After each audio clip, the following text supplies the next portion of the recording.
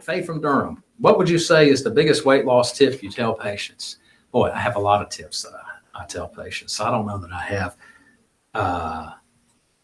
one that's better than all the rest. It's probably a list of like 10.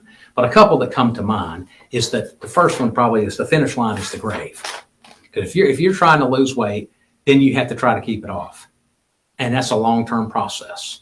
And you're going to have some ups and downs, I promise. There's no one that gets it right the first time and everything works great, okay? Finish line's the grave. You're in it for the long term. You can't beat yourself up when you mess up.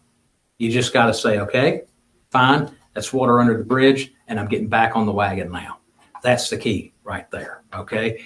Most people have a good idea of what they should and shouldn't be eating. So it's not necessarily a nutrition tip or an exercise tip because most people know those things, right?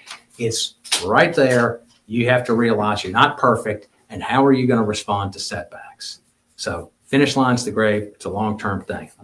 Finish line's the grave, and I'm not trying to beat anybody else there, right? You're never going to get, this is another one, you're never going to get a positive result thinking negative thoughts about yourself. If you're going to beat yourself up about your weight and all that stuff, you're going to have a hard time. You got to start to think positive things about yourself.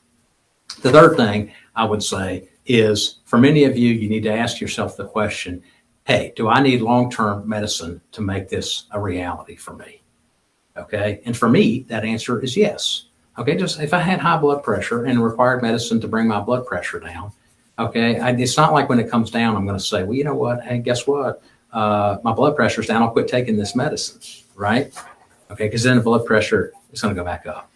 So if you feel like that you have a hard time maintaining your weight without medicine, it's a good long-term choice for you.